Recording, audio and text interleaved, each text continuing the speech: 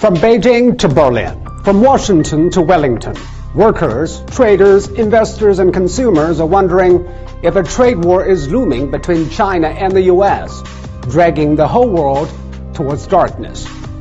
I don't know, but I know it takes enemies to fight a war. Are America and China enemies now? And let us go back 40 years.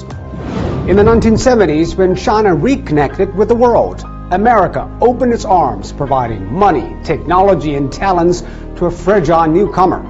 By 2016, the trade surplus in favor of China has jumped from zero to $347 billion US. Big problem. The trade imbalance is really an issue of structure. Both America and China are flawed. In Aesop's fables, there's the story of the blind and the limp. They forge a partnership to help one another.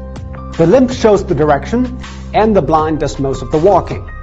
The U.S. is the limp, relying on cheap goods and credit from China to maintain the American way of life. And China is the blind, making products and saving money to keep its momentum of growth. The partnership worked well until it didn't. China overmade and America overspent. They both need to adapt. Change is happening, but in different ways.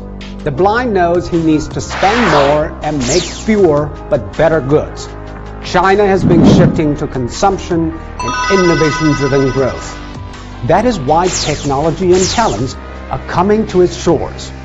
You can argue whether some practices are helped by the government, but there is no denying technology will go with the flow to the most needed.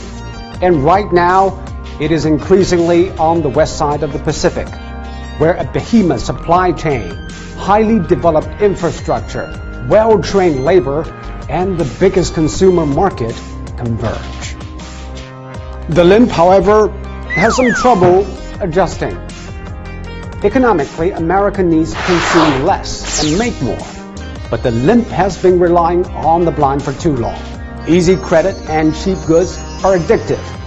The current trade structure benefits American companies, but not American workers. This is a design invented by America, and it can only be reinvented by America. It would probably take the vision and courage of a politician like FDR to remake the American economic model. Trumping foreign competitors will not reindustrialize the U.S.